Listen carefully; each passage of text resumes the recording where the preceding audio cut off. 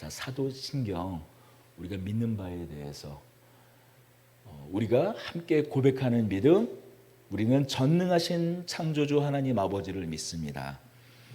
예, 오늘 말씀의 제목은 사도신경으로 우리가 고백하는 전능하사 천지를 창조하신 하나님 아버지를 내가 믿사오며를 좀 우리 말로 좀 더 가깝게 해서 만든 제목이에요.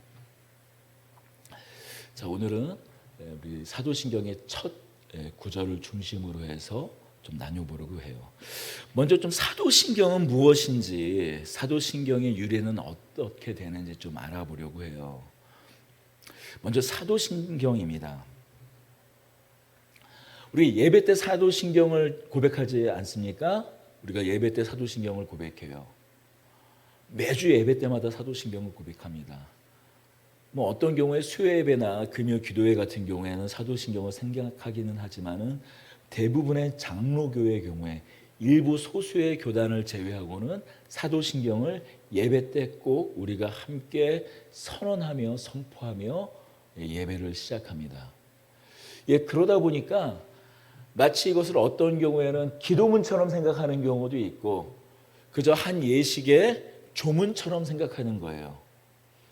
예, 그러다 보니까 어떤 현상이 일어나는가, 우리가 습관적으로 매주 되뇌이며 되풀이하다 보니까 이 내용이 어떠한 내용인지, 도대체 우리가 무엇을 고백하는지 깊이 있게 생각하지 못하고 뭐 십계명이라든지 아니면 주기도문이라든지 이런 것을 우리가 암송할 때와 마찬가지로 그런 모든 좋은 것들의 의미를 우리가 잃어버린 채 그냥 습관적으로 덧없이 우리가 이것을 고백하는 것이 아니라 빠르게 말하고 만다라는 거죠. 우리는 어쩌면 오늘날 우리 교회는 이 사도신경의 가치와 의미를 상실해 버린 것 아닌가 싶습니다. 그래서 앞으로 오늘을 포함해서 최소 8번 정도 이 사도신경의 고백을 중심으로 해서 성경과 관련지어서 우리가 믿는 바의 의미를 살펴보려고 합니다. 먼저 사도신경의 유래예요. 혹시 들어봤었을지도 모르지만 이런 얘기를 하고는 합니다. 왜 사도신경인가? 사도신경의 유래는 어떻게 되는가? 이렇게 주장하는 사람이 있어요. 이렇게 말하는 사람들이 있습니다. 또 그렇게 알고 있는 사람들도 있고요. AD 70년경, 그러니까 주 70년경에 예루살렘이 멸망을 해요. 로마가 에워싸서 결국 나중에 이 예루살렘이 멸망을 합니다. 이 예루살렘이 멸망할 때 사도들이 마지막으로 모여서 자, 우리가 이제 복음을 전파할 텐데 자, 우리가 핵심적으로 꼭 전파해야 될 내용들을 한 가지 한 가지씩 정하자. 그래서 사도들이 12명 아닙니까? 유다 대신에 세워진 마띠아를 포함해서 사도들이 12명이었어요. 12명이 자, 하나씩 그것을 말한 것을 추려내니 우리가 이게 고백하는 사도신경의 내용이 되었다라고 이야기하는 사람이 있습니다. 그런데 이러한 주장은 주 400년경에 한 신학자가 이 사도신경 주석을 발간하면서 우리가 뇌피셜이라고 하잖아요. 그냥 상상으로 지어낸 거예요. 그 전에 어떤 기록이나 교회사의 어떤 그 사료로도 그것을 근거할 만한 내용이 발견되지 않았어요. 그러니 상상의 산물입니다. 사도신경의 그러면 유래는 어떻게 되는가? 적어도 우리가 교회에서 이 교회 역사 가운데 발견되는 그런 문서 자료들이 있지 않겠어요? 그 자료들을 살펴보면 이 사도신경은 처음에 이렇게 우리의 예배 가운데에서 한 구절 한 구절 낭독하는 낭독 형태가 아니라 애초에 한 2세기경에 주 100년경 2세기경에 세례 문답을 위한 문답서로 사용되었던 것이 그 시작이었습니다. 세례 문답에 사용되었다라는 것은 이런 거예요. 자, 우리가 아무나 막 세례를 줄 수는 없지 않습니까?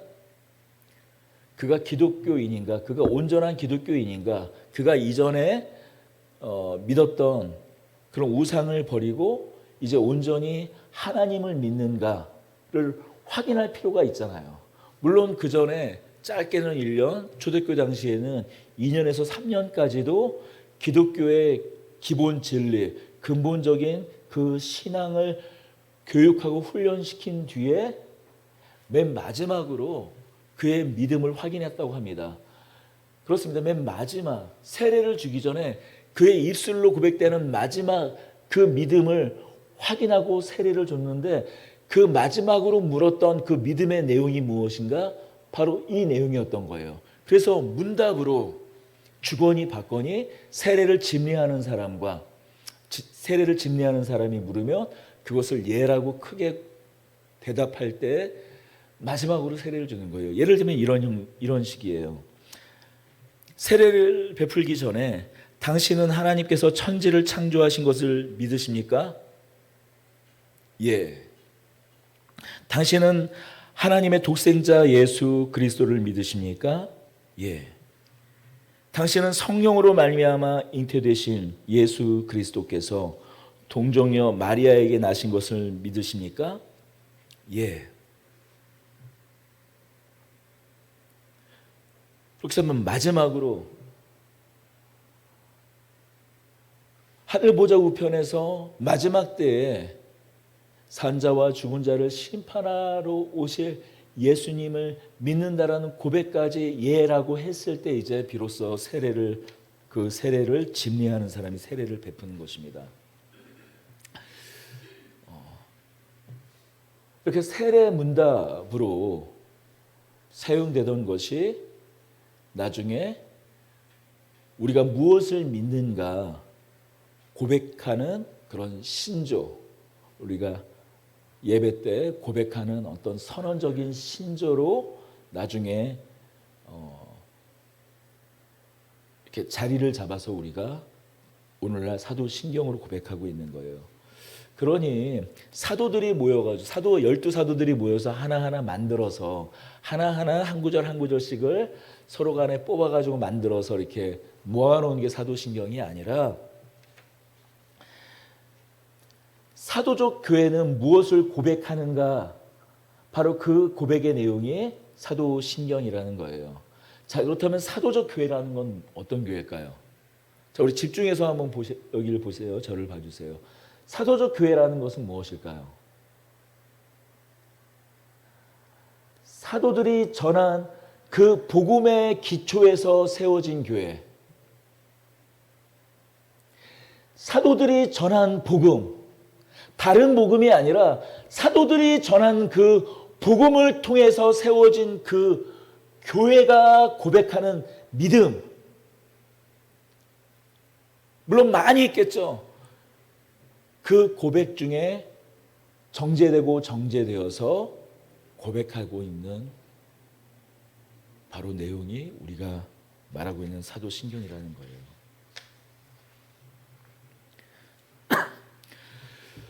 물론 사도신경 그 자체가 이 성경과 같은 권위를 갖고 있지는 않아요. 성경과 같은 영감된, 하나님께서 영감하신 성경과 동일한 권위를 갖고 있는 문서는 아닙니다. 그러나 한 가지 말씀드릴 수 있는 건, 사도신경이 성경은 아니지만 사도신경을 고백하지 않는다면 그는 어떤 사람이 아닐까요? 기독교인이 아니에요.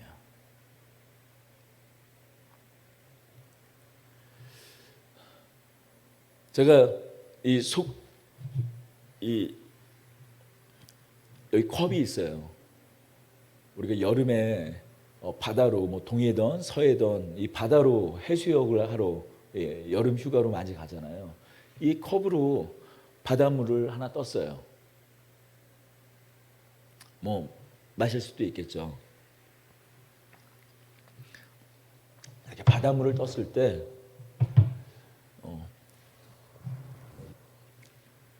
바닷물 떴을 때 이게 바다다라고 할 수 있을까요?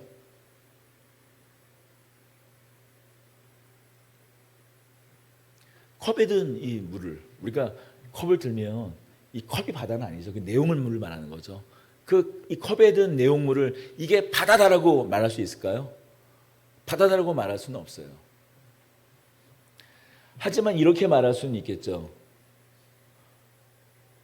이 컵에 든 내용물, 이 내용물 여기에 들어있는 성분이 만약에 없다면 그것은 바다가 아니다라고는 말할 수 있죠. 그렇잖아요. 바닷물을 떴어요.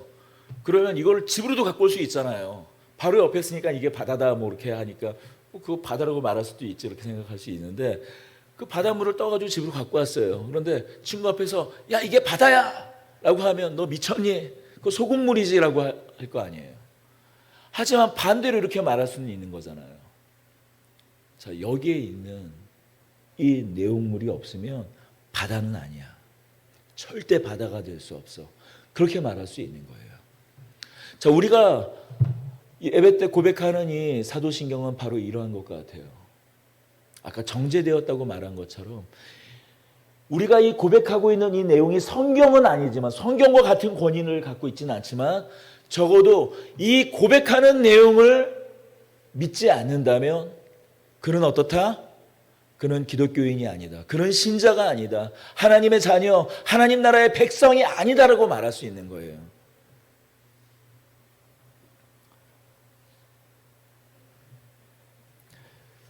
그런 의미에서 이 사도신경은 믿음을 드러내는 아주 최소한의 고백인 거예요.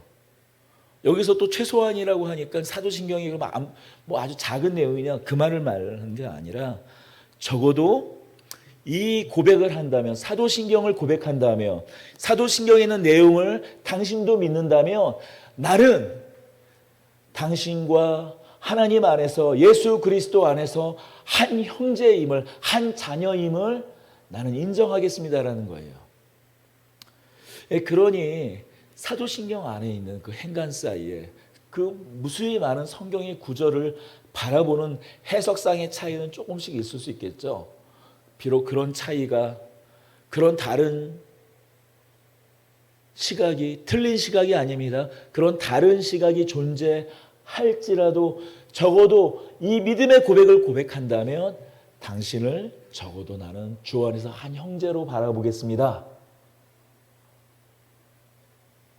바로 이것이 사도신경의 유래이며 사도신경의 그 고백의 의미입니다.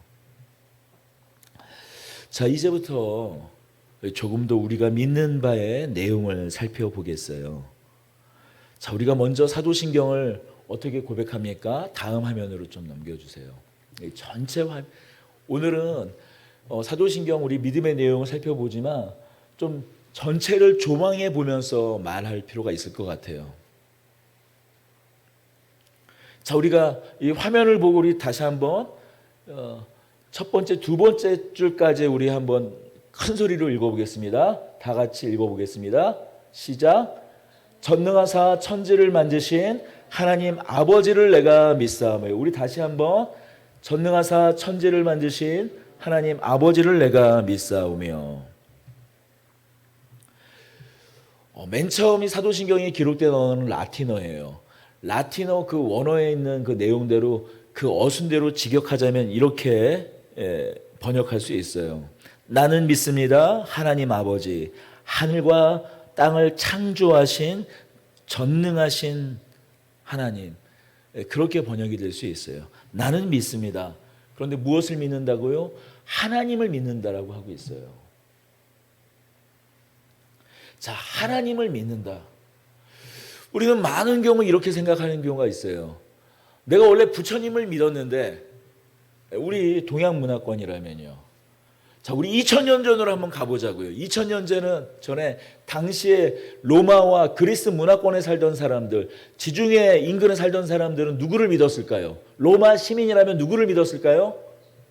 제우스, 자, 아프로디테, 또 에베소에서 믿었던 주신, 에베소의 주신이기도 했던 이 아데미 여신, 뭐 주피터, 아폴론, 그 다양한 그런 신들이 있지 않아요. 우리가 하나님을 믿을 때 내가 원래 부처님을 믿고 내가 원래 제우스를 믿고 다른 여타신을 믿었다가 믿는 신앙을 단순히 바꿨다고 생각하는 사람들이 있어요. 아니, 오늘날에도 그런 분들이 많이 있습니다. 마치 이러는 거죠. 우리 옛날 우리 믿음의 선배들이 이 복음을 전할 때 좀 잘못된 실수이기도 하는데 뭐 이렇게 얘기했던 거예요. 지금 이 세상에서 가장 강한 민족이 누구냐? 가장 강한 나라가 누구냐? 미국 아니냐? 그럼 미국이 믿는 종교가 뭐냐? 기독교 아니냐? 기독교 하나님 아니냐? 자, 그렇다면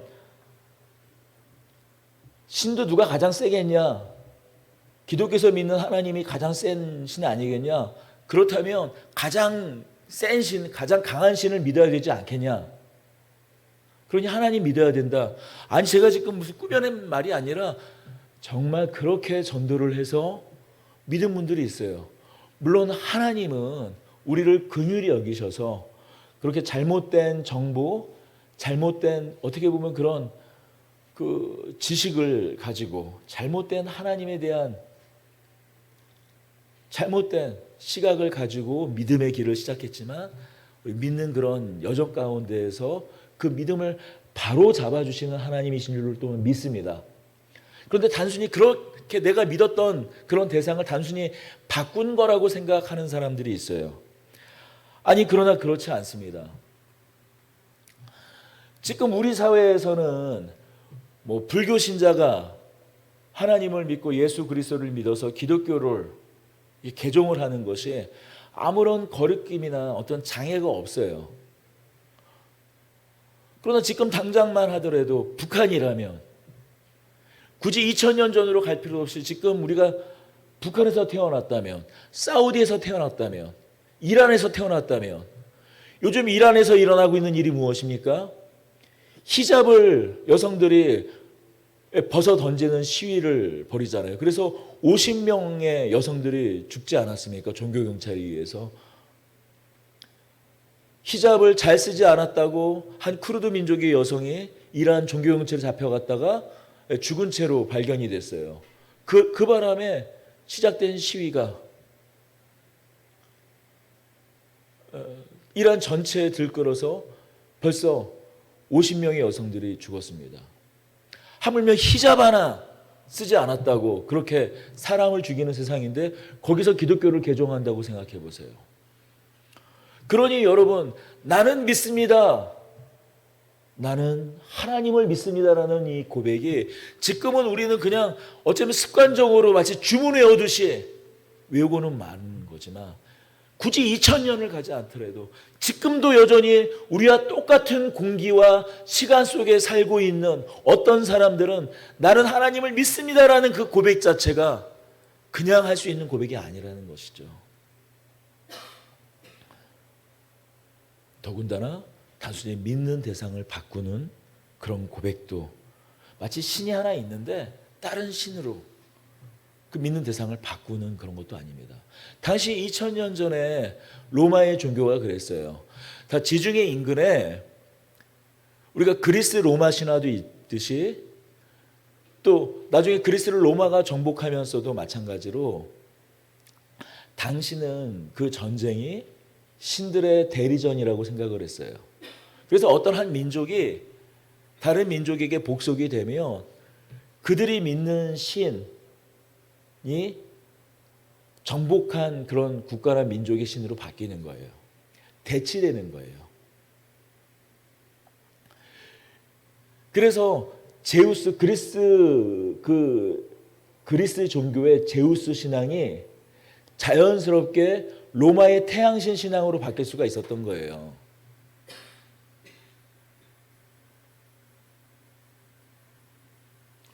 그런 식으로 나는 하나님을 믿습니다. 제우스를 믿는 신앙에서 하나님을 믿는 신앙으로 단순하게 바뀐 것도 아니라는 거예요. 그러면 아무런 거리낌이 없죠. 내가 그리스 로마 문화를 살아가는데 아무런 거리낌이 없죠.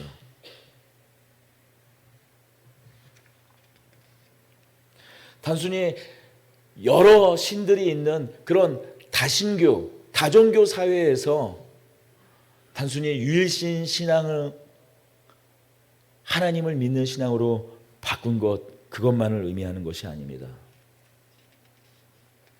여기서 하나님을 믿는다라는 것은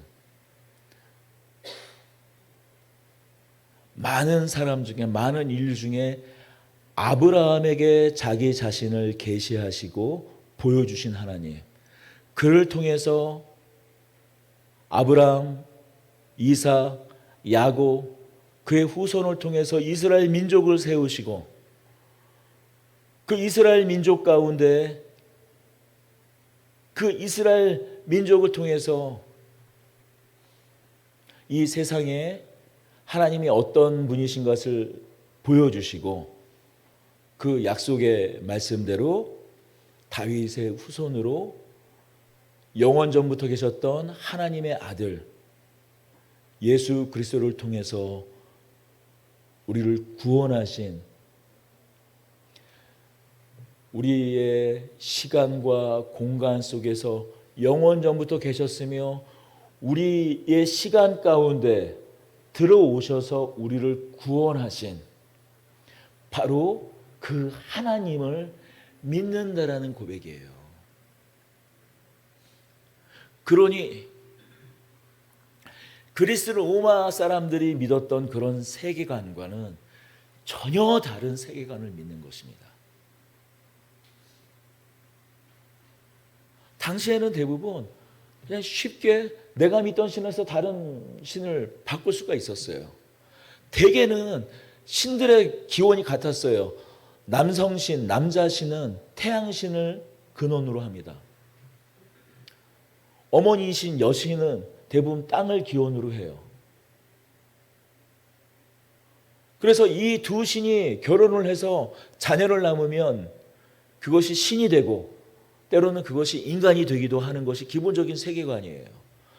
근본적으로 지중해 인근, 중근동에 있던 거의 모든, 아니 전 세계에 있는 그 종교들이 하나님을 믿는 이거 유일신 신앙이 아니라 대부분이 가지고 있는 그 종교의 근원들을 보면 남신과 여신의 어떤 세계관 가운데에서 여러 신들이 만들어지기도 하고 사람이 거기서 창조되기도 하는 거예요.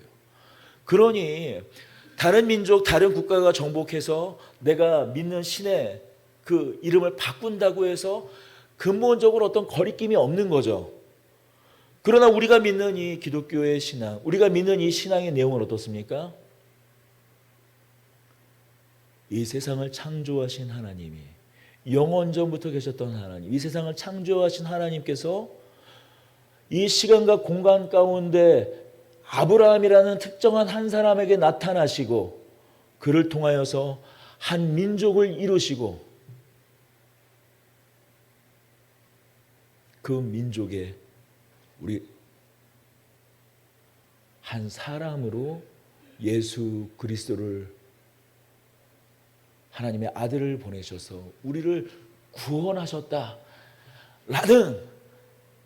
이런 구체적인 내용이 있는 믿음인 거예요. 전혀 다른 세계관이죠. 그러니 이러한 믿음을 가졌을 때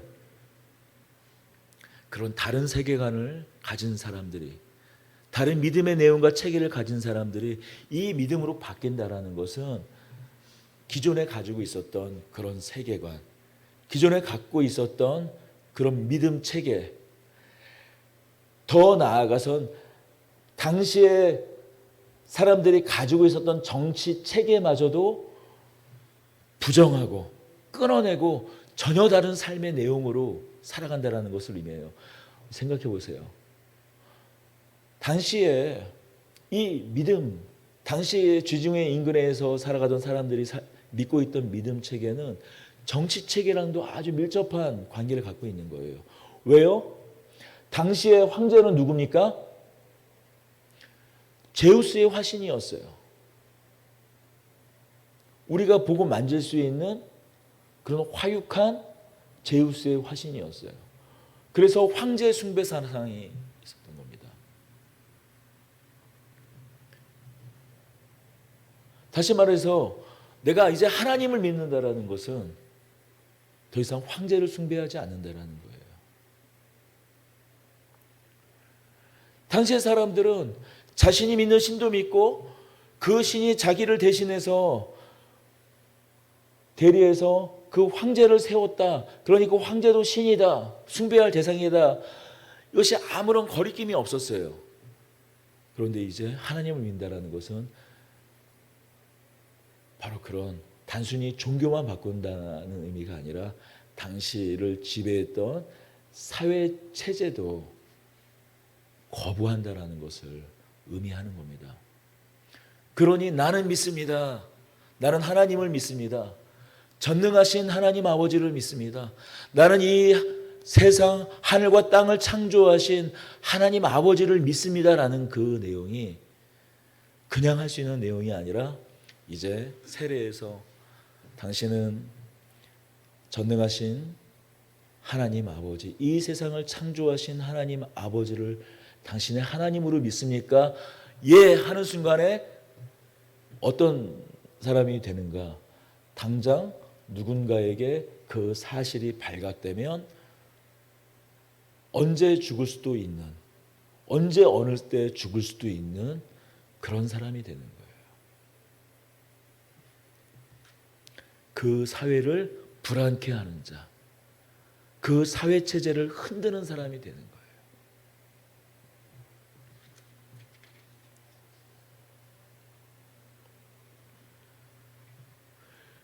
우리는 우리의 믿음을 너무나 간단하게 여기는 경우가 많이 있어요. 그냥 뭐 믿는 거지. 우리가 믿는 게 무엇인지 잘 보여주는 한 예가 있습니다.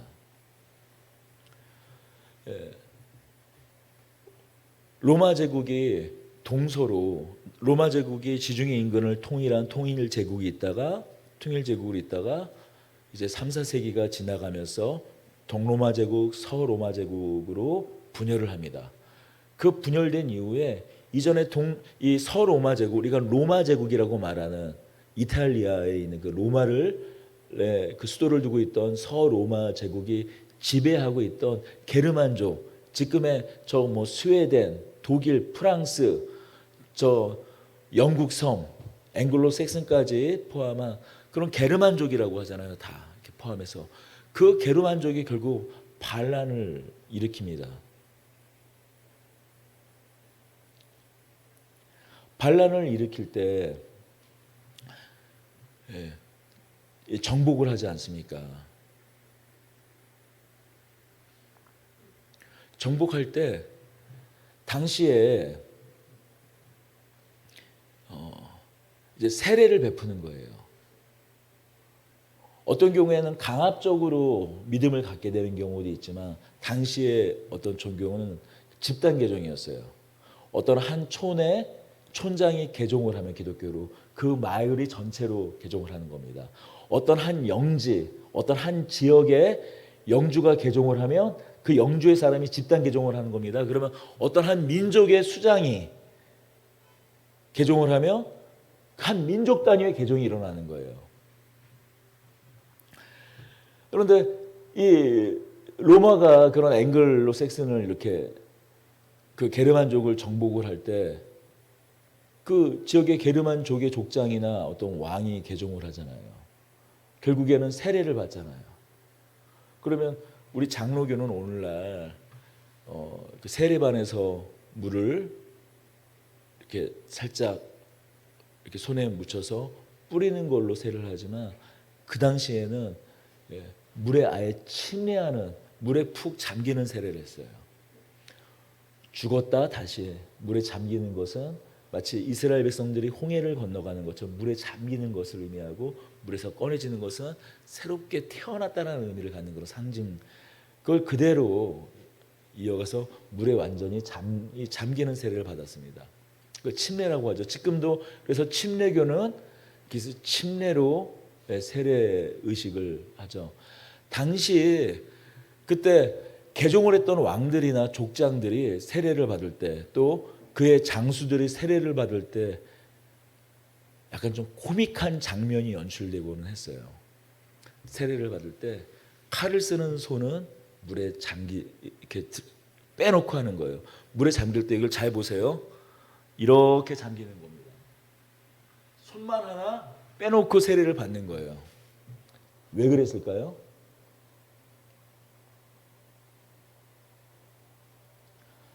자신들은 전쟁을 하는 사람들이기 때문에, 장수이기 때문에, 근본적으로 당시에는 전부 다 이 뭐 족장이든 왕들이든 또 군인이었잖아요. 나는 전쟁을 하는 사람들이기 때문에 어쩔 수 없이 사람을 죽일 수도 있다. 근데 십계명에 뭐라고 되어 있습니까? 살인하지 말라고 되어 있잖아요. 나는 다 하나님의 말씀을 지킬 수 있어도 이 말씀만은 지킬 수가 없는 사람입니다. 그래서 끝내 한 손은 물에 다 자기 칼을 쓰는 손은 물 밖에 꺼내두고 세례를 받는 거예요. 여러분, 이게 얼마나 우스운 일입니까? 그렇다고 그 사람의 믿음이 없다라고 과연 할 수 있을까요? 아니에요. 자기가 무엇을 믿는지 그 사람들은 잘 알고 있었어요. 내가 이제부터 믿고 세례를 받고 이제 앞으로 살아간다면 내가 무엇을 하면 되고 무엇을 하면 안 되고 어떤 삶을 살아야 되는지 너무나 잘 알고 있는 거예요. 그러니까 오늘날로 보면 이게 무슨 믿음이냐라고 말할 수 있을지 몰라도 더 온전한 믿음을, 더 순전한 믿음을 갖고 있는 겁니다. 믿음이란 무엇인가를 오히려 더 잘 설명해 주고 있는 거예요. 오늘날 어떻습니까? 우리가 습관적으로 사도신경을 고백하지만 우리가 고백하는 내용을 온전히 다 믿습니까? 그 믿는 대로 행하는가? 그렇다면, 그렇게 생각해 본다면 그렇지 않잖아요. 과연 기독교 신앙을 가지면서 전쟁에 참여해도 되느냐? 전쟁에 참여해서 사람을 죽일 수 있느냐? 그것은 또 다른 신학적인 문제이기 때문에 그것을 이 시간 말하려고 하지는 않겠습니다. 그러나 분명한 한 가지 사실, 우리가 이 사도신경을 고백했을 때 당시의 사람들이 이 고백 한 가지 한 가지를 고백했을 때 가지고 있었던 이 고백의 무게는 오늘날 우리가 하는 이 고백의 무게와는 비교도 할 수 없었다라는 사실이에요. 자, 그리고 또 한 가지, 우리가 이 사도신경을 고백할 때, 하나님을 고백할 때, 우리 좀 에어컨 좀 더 좀 세게 틀어주세요. 우리가 하나님을 고백할 때 삼위일체 하나님, 삼위일체 하나님을 고백한다라는 거예요. 자, 우리가 예배 때 우리가 선포하며 선언하며 고백하는 이 믿음의 내용 중 삼위일체라는 내용은 없어요. 삼위일체라는 내용은 없습니다. 우리가 고백하는 우리의 믿음의 가장 중요한 교리이기도 한 삼위일체 교리, 그것은 명시적으로 성경에도 삼위일체라는 단어는 없어요. 마찬가지로 사도신경에도 삼위일체라는 단어는 없습니다. 그럼에도 불구하고 지금 화면에 있는 사도신경을 한번 보십시오. 제가 빨간 표시로 해둔 부분이 있죠. 전능하사 천지를 만드신 하나님 아버지를 내가 믿사오며 그 외아들 우리 주 예수 그리스도를 믿사오니, 그리고 좀 더 지나서 성령을 믿사오며, 우리가 믿는 대상이 누구라고요? 하나님 아버지 성부 하나님을 믿습니다. 그 외아들 우리 주 예수 그리스도 성자 예수님을 믿습니다. 성령 하나님 성령을 믿습니다라고 우리 믿음의 세상을 성부와 성자와 성령으로 고백하고 있어요. 바로 여기서 앞서서 우리가 하나님을 믿는다고 할 때, 비록 우리가 유일신 신앙을 고백하지만 그 유일신 신앙의 내용, 그 하나님을 믿는 그 내용 가운데 삼위일체 하나님을 믿음으로 고백한다라는 거예요. 그러니 사도신경은 달리 말하면 삼위일체 하나님에 대한 고백이기도 합니다. 그 내용의 구성을 보면 성부 하나님, 성자 하나님, 성령 하나님, 그 내용으로 되어 있어요. 언젠가 삼위일체에 대해서 우리가 함께 나눈 적 있죠. 기억할 거예요. 자, 삼위일체를 정리하면 어떤 내용이죠? 좀 먼저 어려운 표현은, 이게 어려울 수밖에 없어요. 왜냐하면 삼위일체를 우리의 이해, 우리가 보고 있는 이 현상에서, 우리가 보는 어떤 그런 경험하는 그런 이 경험하는 세상에서 가장 이해하는 게 좋은 게 뭐예요? 좋은 방법이 뭐죠? 비유잖아요. 이 세상에 일어나는 일, 세상에 바라보는 어떤 현상으로 비유해서 삼위일체를 설명할 수 있는 방법이 없기 때문에 어렵다라는 거예요. 그리고 대부분 그렇게 삼위일체를 이 세상에서 일어나는 그런 현상으로 비유하다가 전부 다 이단에 빠지고는 했어요. 그 대표적인 게 양태론 같은 건데 이런 거예요. 자, 물이 어떻게 존재하죠? 세 가지 상태로 존재하잖아요. 자, 어떤 상태? 고체, 액체, 기체. 고체일 때는 뭐죠? 얼음. 얼음 맞잖아요. 얼음이 영하 0도가 아니에요. 영상 4도예요. 영상 4도가 넘으면 고체에서 액체로 바뀝니다. 우리 0도 아닙니다. 영상 4도에서 고체에서 액체로 바뀌어요. 자, 그럼 이제 끊는 점이 어떻게 되죠? 100도가 되면 기체가 돼요. 마치 하나님도 이런 물체처럼 그 필요에 따라, 때로는 그 시대에 따라서 어떨 때는 성부 하나님, 어떨 때는 성자 하나님, 어떨 때는 성령 하나님으로 계신다. 왜냐하면 한 분이어야 되니까, 유일해야 되니까. 그렇게 세 가지, 물이 바뀌는 것처럼 그렇게 세 가지 상태로 바뀐다라는 거예요. 또 이렇게 비유하기도 합니다. 태양이 있어요. 태양은 어떤 실체가 있잖아요. 하지만 그 태양에 빛이 나오죠. 하지만 빛만 있는 게 아니잖아요. 열도 있잖아요. 태양이 마치 태양이 빛과 열을 동시에 내는 것처럼 그 상태에 따라서 빛도 되고 열도 된다. 뭐 그렇게 또 비유하기도 합니다. 그러나 이것은 잘못된 비유예요.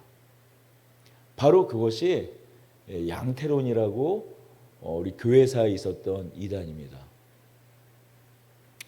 삼위일체는 단순히 숫자적으로 하나라는 의미가 아닙니다. 삼위일체, 우리가 인격이라는 표현과 인격이라는 말과 구분하기 위해서 이 위라는 표현으로 다른 단어를 사용하지만, 인격은 어떻습니까?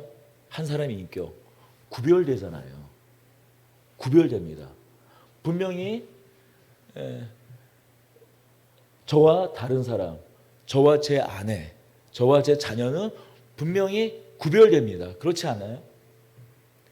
다른 사람이에요. 마치 이런 것처럼 삼위는 이런 다른 인격체와 같이 구별된다는 거예요. 자, 그런데 구별되면 벌써 어떻게 해요? 다른 존재가 되니까 숫자적으로 셋이잖아요. 그런데 어떻습니까? 구별되지만, 삼위로 구별되어 계시지만 한 분이시다라는 거예요. 여기서 한 분이시다라는 것은 단순히 숫자적으로 하나를 뛰어넘어서 한 본질이시다라는 거예요. 그 영원전부터 함께 계셨고, 누가 먼저 누가 나중됨, 어떤 영원전에 어떤 순서상으로, 영원전에 어떤 논리적인 순서상으로 하나님이 먼저 계시고 그 다음에 성자가 계셨고 그 다음에 성령이 아니라 영원전부터 함께 계셨고, 그리고 그 하나님의 지식, 이 삼위 하나님의 지식, 그 영광, 전능하신 능력, 그리고 앞으로 이 삼위 하나님께서 하실 그 계획과 뜻, 그런 모든 것이 같기에, 조금도 차이가 없이 같기에 하나라는 거예요.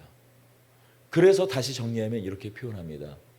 삼위는 구별되시되 한 본질이시다. 그것이 우리 믿음의 선배들이 요약한 삼위일체의 내용이에요. 그러니 이 세상에는 그것을 어떤 비유할 수 있는 것이 없어요. 어떤 물의 상태로도 비유할 수 없고 태양의 상태로도 비교할 수 없는 것입니다. 그저 우리가 갖고 있는 언어로는 삼위는 구별되시되 한 본질이시다. 바로 그 하나님은 어떤 하나님이십니까? 그렇게 삼위로 우리에게 고백되는 하나님은 이 세상을 창조하신, 천지를 창조하신 하나님이라고 말씀하고 있어요.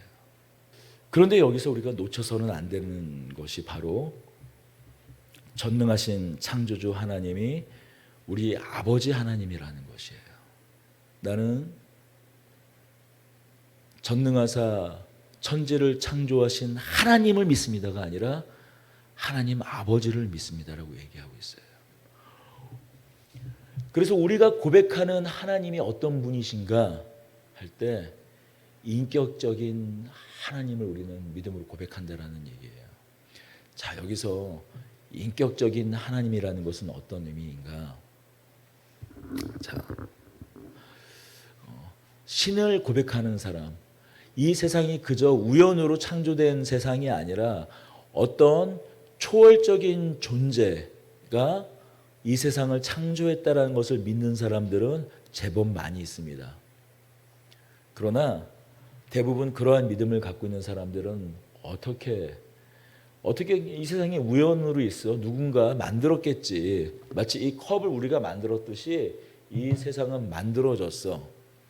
그러나 이 세상을 보면 이런 것이 있잖아요. 자연 법칙이 있잖아요.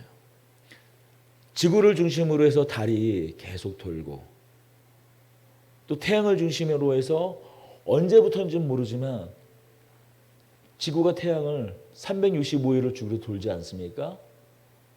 달은 지구를 약 29.8일인가요? 그 주기로 해서 돕니다. 이런 법칙이 아주 영원 전부터 있었던 것처럼 보여져요. 그러니 이렇게 고백하는 거예요.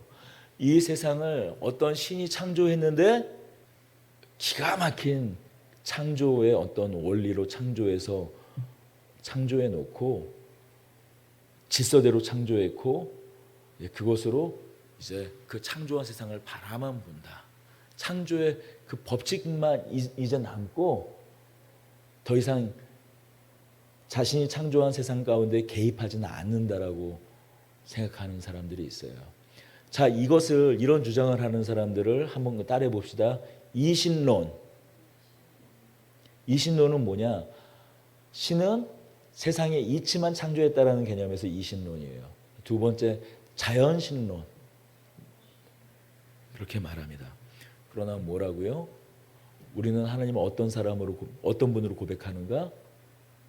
인격적인 하나님. 아버지로 고백하는 사람이에요. 아버지를 고백하는 믿음이다. 그래서 여기서 한 가지 우리가 또 생각해 볼 것은 있습니다. 아버지인데 그럼 우리가 어떻게 하나님을 아버지로 고백할 수 있는가? 바로 하나님 아버지의 독생자 그분의 아들 예수 그리스도 영원 전부터 함께 계셨으나 우리를 구원하시기 위해 이 땅에 오신 예수 그리스도를 통해서 하나님을 아버지로 고백하는 사람들이다. 하나님을 인격적으로 고백한다. 바로 여기에 하나님의 전능성에 대한 이해의 폭이 우리는 넓어집니다. 자, 우리가 하나님을 전능하다고 얘기할 때 우리가 대부분 갖고 있는 생각은 무엇입니까? 하나님이 전능하다. 영화를 생각하고 우리 올마이티라는 영화 혹시 기억해요? 영화 배우 이름은 제가 갑자기 기억이 짐 캐리가 나왔던 그러니까 일정 시간 동안 하나님이 되게 했더니 바람을 일으켜가지고 짓궂은 장난을 치고 막 번개를 떨어뜨리고 막 해를 일으키고 막 하고 막 그런 장면들이 나오잖아요. 그냥 내가 하고 싶은 것은 뭐든지 할 수 있는 그런 걸로 우리는 하나님의 전능성을 생각합니다. 물론 못하는 일이 없는 그런 부분이 전능성에 그런 걸로 전능성을 이해해도 그 자체가 틀리진 않아요. 하지만 하나님의 전능성이라고 했을 때는 하나님은 못하는 일이 없으시다. 단순히 그러한 의미로서가 아니라 하나님은 그의 뜻과 계획과 그가 뜻하신 바대로 그가 창세전부터 영원전부터 계획하신 바대로 이 땅에서 모든 그 계획을 이룰 수 있다라는 의미에서의 전능성이에요. 사람은 어떻습니까? 이 세상에 어떤 통치자도 어떤 권력도 어떤 사람도 자기가 생각하는 것을 다 자기가 생각하는 계획들을 다 이루어낼 수 있는 사람은 없어요. 하지만 하나님은 그렇지 않죠. 아무리 어떤 이 인류 역사 뒤져봐도 자신의 계획과 뜻을 다 이룬 사람은 없습니다. 천사도 그 어떤 영도 없습니다. 그러나 하나님은 영원전부터 주님께서 가지고 계셨던 뜻과 계획을 끝내 이루는 분이십니다. 그래서 에베소서 1장 11절은 이렇게 말합니다. 모든 일을 그의 뜻의 결정대로 일하시는 이의 계획에 따라. 성경에 이처럼 하나님의 전능성을 잘 드러내는 말씀은 없는 것 같아요. 모든 일을 그의 뜻의 결정대로 일하시는 이의 계획에 따라. 바로 이것이 하나님의 전능성입니다. 바로 그분이 우리의 아버지라는 것이에요. 자, 그렇다면 마지막으로 이러한 전능자 하나님, 창조주 하나님을 나의 아버지로 믿는다라는 것은 어떤 의미? 우리가 단순히 그 믿는다라는 고백 아니라 이 고백이라는 것은 앞서서 얘기했지만 세례를 받을 때 한 손을 들고 세례를 받았던 그 어떤 족장 왕과 같이 믿는다라는 건 단순하게 그냥 입 바른 고백이 아니라 내가 하나님의 말씀, 성경에 게시된 성경에 말씀된 그 말씀대로 다 지켜 행하겠다라는 또한 의미도 되는 거예요. 내가 믿는 바의 내용대로 살겠다라는 그런 의미도 되는데, 자, 그렇다면 창조주 하나님, 전능자 하나님, 삼위일체 하나님, 우리의 아버지 되신 하나님을 믿는다라는 그럼 실천적 의미는 무엇일까요? 미래에 대한 불안감을 떨쳐버린 삶을 사는 것입니다. 예수님께서는 마태복음 6장 22절에서 이렇게 말씀하셨어요. 너희 천부께서 이 모든 것이 너희에게 있어야 할 줄 아시느니라. 하늘에 나는 새도 들에 피는 백합화보다 우리가 훨씬 귀하다. 너희는 많은 참새보다 귀하다. 그러니 무엇을 먹을까 무엇을 입을까 염려하지 마라. 너희는 먼저 그의 나라를 구하라라고 우리에게 말씀하셨어요. 우리 삶 가운데 고난이 있습니다. 우리 삶 가운데 환난이 있어요. 역경이 있어요. 하지만 우리는 창조주 하나님, 그저 이 세상을 창조하시고 뒷짐지는 하나님이 아니라 인격적인 우리의 아버지 하나님으로서 적극적으로 우리 삶 가운데 그의 자녀들 가운데 신자들 가운데 살아 역사하셔서 개입하시는 하나님, 우리를 붙드시는 하나님을 우리는 믿기에 우리의 미래를 때로는 불안할 수 있죠. 당장 오늘의 삶의 현실과 조건을 보면 미래가 불안할 수 있지만 두려워하지 않고 오늘을 믿음으로 살아내는 것, 바로 그것이 우리가 창조주 하나님, 살아계신 하나님 아버지, 전능하신 하나님을 믿을 때에 우리가 오늘을 살아가는 그 믿음의 실천이 됩니다. 전능하신 하나님을 믿는 것이기에 우리는 약한 하나님, 그저 이 세상을 창조했지만 인간들의 수많은 반역과 수많은 이 세상의 역사가 진행될 때마다 수많은 옵션들이 일어나잖아요. 우리의 생각으로는 예측할 수 없는 일이 일어나잖아요. 그러니 그것을 마냥 쫓아다니면서 뒤치다거리고 해결하는 하나님이 아니라 강하신 하나님, 전능하신 하나님, 능력이 있으신 하나님, 바로 그분을 믿는 것입니다. 우리는 약하지만 전능하신, 강하신, 크신 하나님을 믿는 거예요. 그러니 다시 한번 우리는 우리의 미래를 두려워하지 않고 살아갈 수 있는 것입니다. 사망이나 권세나 적신이랴 그 어떤 것으로도 하나님의 사랑에서 우리를 끊을 수 없느니라. 바로 이 믿음으로 알 수 없는 미래를 하나님께 맡기고 오늘 주어진 하루를 감사하며 살아갈 수 있는 것입니다. 될 대로 되라지. 물론 우리가 내일 일은 난 몰라요. 그것이 마치 될 대로 되라지라는 어떤 그런 의미가 아니라 하나님께서 반드시 하나님의 그 선하신 길로 우리를 인도하실 것이다. 합력하여 선을 이루어 주실 것이다라는 믿음을 가지고 우리는 바로 이 고백을 믿음으로 실천하며 살아가는 것입니다. 이러한 고백의 내용대로 살아가는 저와 여러분, 우리 하나님의 어떠하심, 그의 크심과 높으심과 우리는 다 이해할 수 없지만 그 능력과 그 지식과 그 지혜의 깊으심을 우리가 믿고 신뢰하며 살아가는 이 믿음을 고백하는 저와 여러분이 되기를 바랍니다. 우리 마지막으로 삶의 작은 일에도 우리 찬송하며 오늘 예배를 마치겠습니다.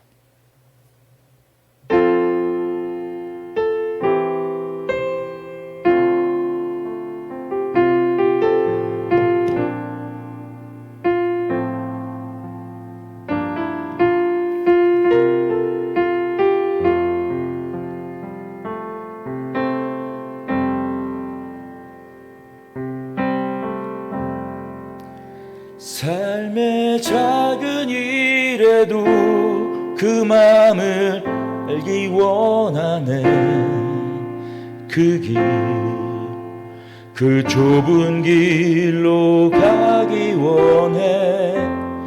나의 작음을 알고 그분의 크심을 알며 소망 그 깊은 길로 가기 원하네.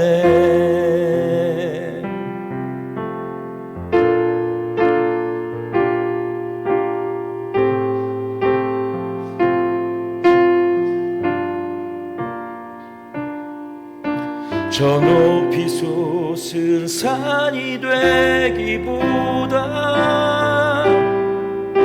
여기 오름직한 동산이 되기. 내 가는 길만 비추기보다는 누군가의 길을 비춰준다면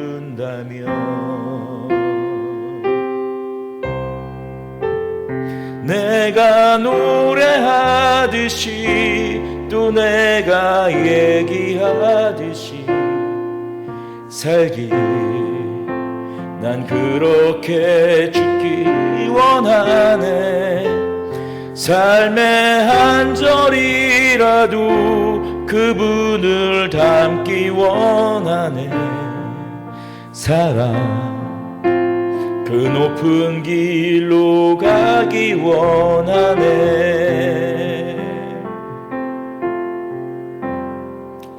다시 한번 고백하겠습니다.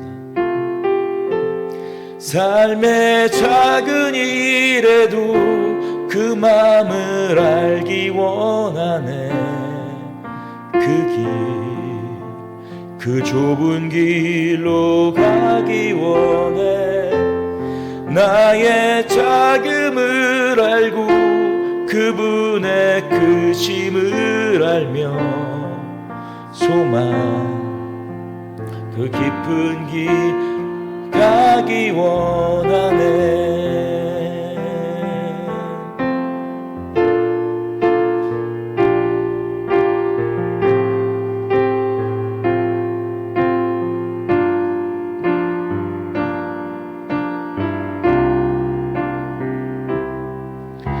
저 높이 솟은 산이 되기보다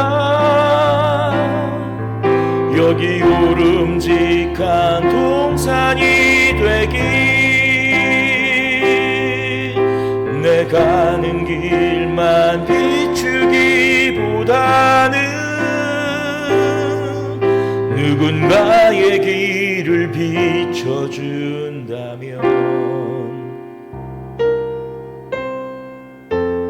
내가 노래하듯이 또 내가 얘기하듯이 살기, 난 그렇게 죽기 원하네. 삶의 한 절이라도 그분을 닮기 원하네. 사랑, 그 높은 길로 가기 원하네. 그 좁은 길로 가기 원하네. 그 깊은 길 가기 원하네.